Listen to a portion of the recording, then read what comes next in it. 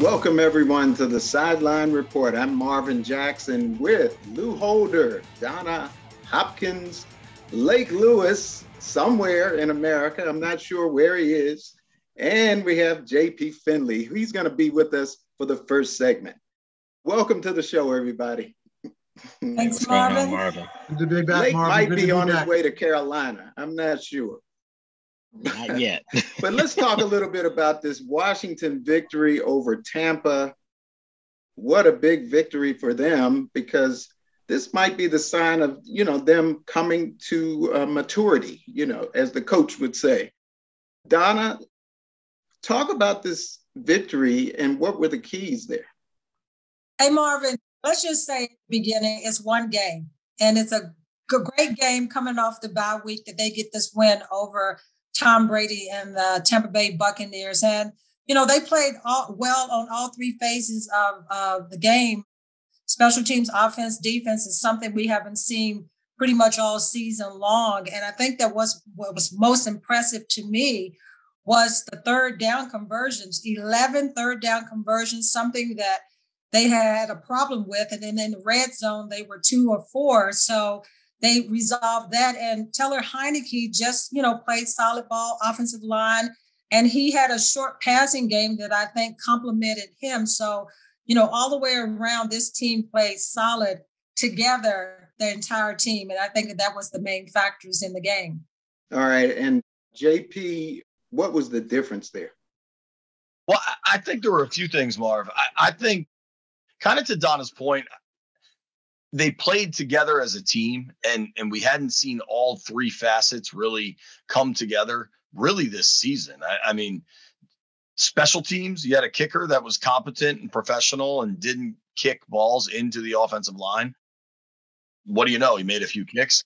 Well, I think the defense played their best game of the season. I think Chase Young's injury, while incredibly unfortunate, forced them to start blitzing and being more creative. And I think their linebackers played fairly well. And I think Heineke was good. I loved Scott Turner's commitment to the run game, and especially that late drive that sealed the win. Antonio Gibson got 24 carries and never really broke a long one. I mean, he averaged fewer than 4 yards a carry, but sticking with that run gave this team a chance. And Heineke connected on some deep shots. And when you have an element of big play, of chunk plays in this offense, it helps a ton. And you like to think it's sustainable, but if we've learned anything this season, it's to kind of expect the unexpected. Lou Holder, talk about, this team. And did you think this was going to happen, Lou? I mean, it's the NFL. They're all professional football players, Tampa Bay, basically, quite honestly, a lot of the teams that Washington is playing this year, they have postseason aspirations. And, when you do that, you're not going to be playing your best every single game, right? This was basically almost Washington football team Super Bowl, right? I disagree with this being the barometer or whatever, because earlier in the year, I remember hearing that Buffalo, they were going to be compared to Buffalo. That was their barometer. Let's be honest, people. The barometer for this football team is the football that's played in December in that division. Okay? You want to play your best football in the division, and I love the way the NFL has set it up, where you get all your division games, or at least most of them, in the month of December. So again, as long as there's other professional football players on the other side, you're going to get a chance to maybe win a football game. Tom Brady did not play well. Patrick Mahomes didn't play well when he came in here, so it's going to happen, but let's be careful here. I will say this, and JP and Donna and Lake, you can agree. This team, surprisingly, well, not surprisingly, but kind of joyfully, is still playing for Ron Rivera. I mean, they could have easily just out of that bye week said, you know what, we're done.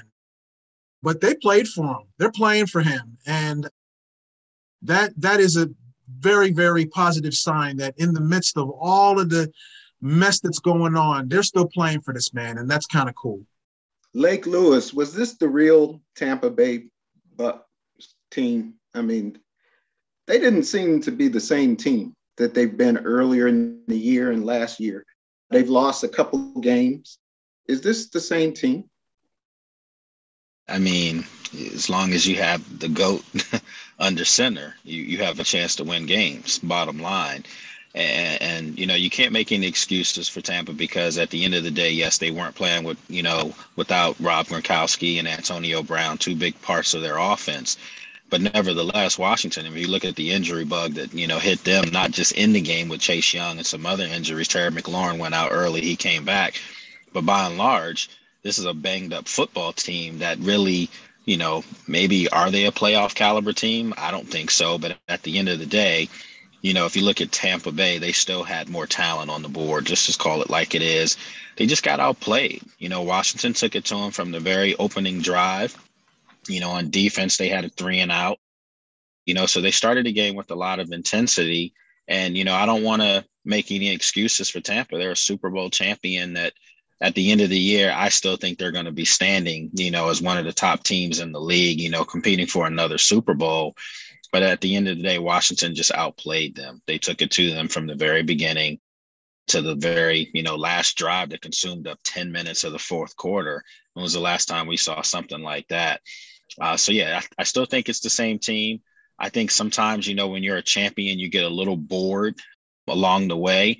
And clearly they took Washington lightly. They really did. I know Tom Brady had said last week during his press conferences that they're playing a great team and, they still have to take every game, one game at a time and get better and practice hard and prepare. They looked flat from the very beginning. So perhaps they were looking past Washington and it caught them. Washington just beat them down pretty much from the very beginning. Right. Bobby McCain, I believe he even made that comment after the game that they were flat. And he said that they kind of disrespected them by accepting the kickoff on the Marvin, opening. Can I interrupt you? Yeah. That comment drove me crazy. You're 2-6, and statistically, you're a bottom 5 defense across the board in the NFL. And it took a decision by Tom Brady on a coin flip to feel disrespected. What took so long?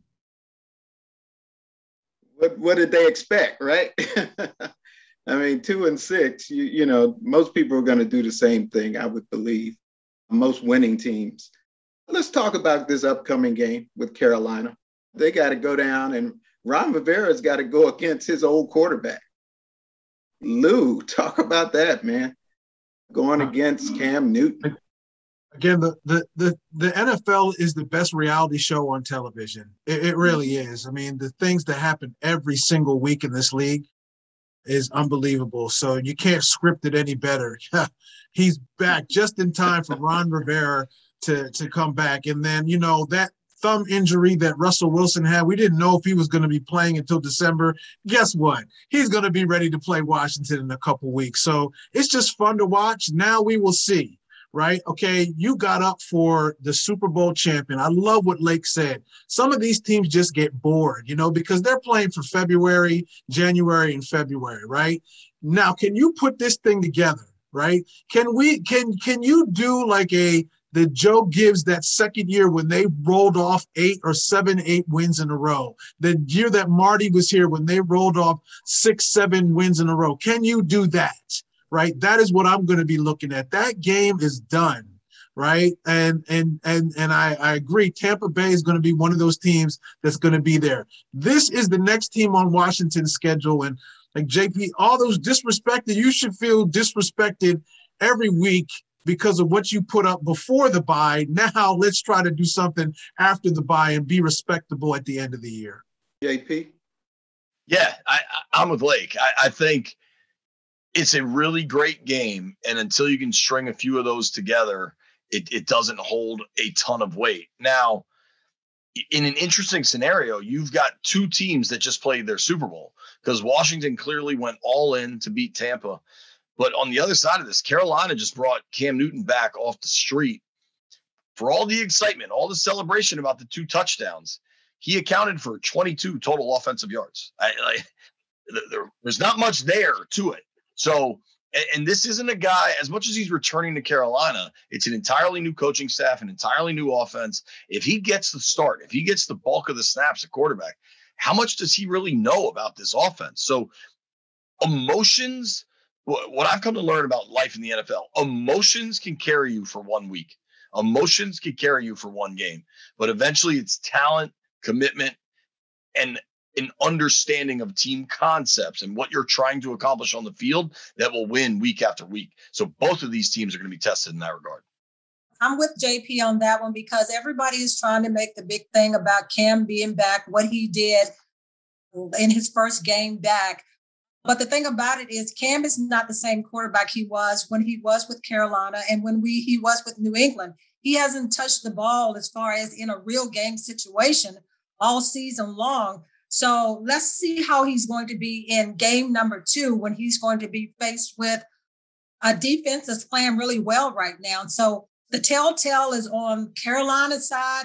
What kind of team are we going to see this week from Carolina? And the telltale sign of what team we're going to see from Washington. Can Washington put 2 back-to-back games together where all 3 phases of this team are on the same page?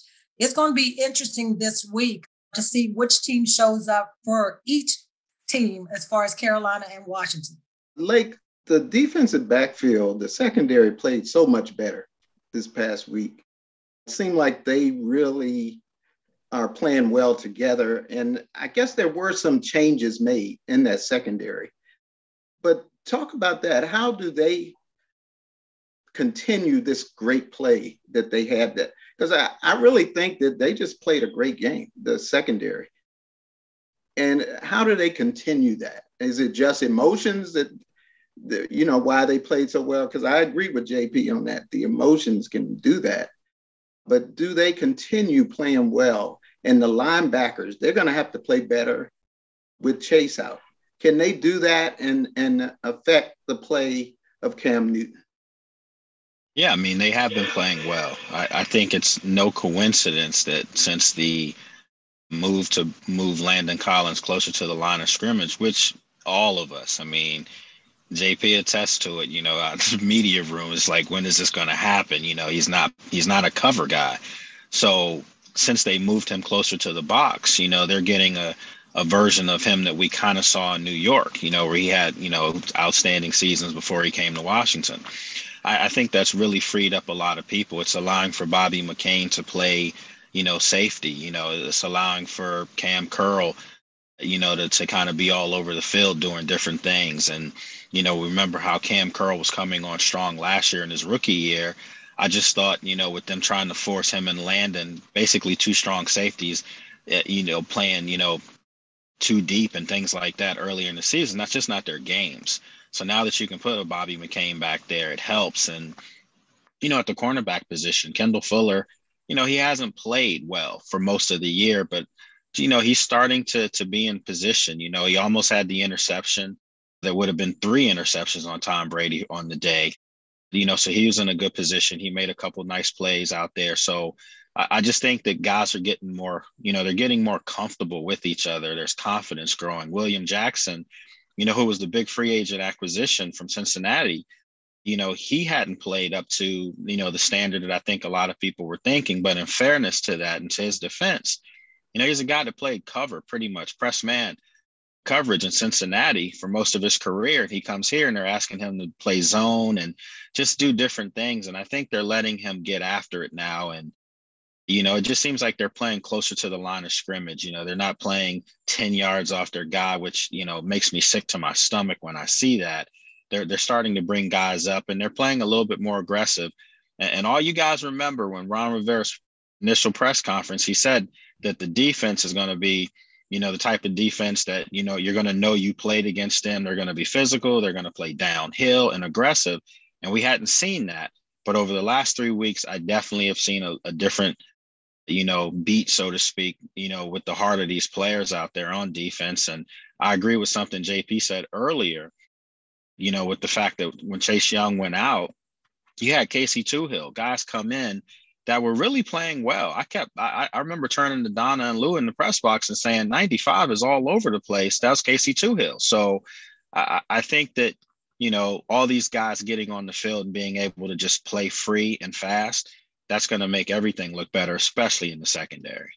All right, we got a few seconds left in this segment. Last words, JP. how will they do the rest of the season and against those NFC East teams in December? We got a few seconds. You got to get a couple wins here. I think you got to pick one off in Carolina, and you got to try to beat either Seattle or the Raiders, really. What Lou said earlier made a ton of sense, that they've got to be ready to rock when that NFC schedule comes up. But if they're out of it, if they don't get any more wins until we get there in December, it's going to be irrelevant, and that will impact the gameplay. So I think it's imperative that you win 2 of these next 3, and then those NFC East games matter. I think against Philly and the Giants, they can absolutely compete. I don't know about the Cowboys. All right. You going down to Carolina? I am. Okay. Donna, who else is going down? I'll be there too, Okay. Marvin. I'm trying to go. Okay. Sweet Lou will be with me in my heart. And Lake is already on his way. All right. Yeah, he's already on his way. No hotel room tonight, huh, Lake? Just sitting right in the car. There you go. I love this group. It is a perfect group. And we're going to take a break. Thanks so much, JP. We'll see you next time. And JP! Yeah, JP. My man. Thank you guys for having me. Lou! See you tomorrow. We'll be back in a moment with some of these wild folks, everybody. Don't go away.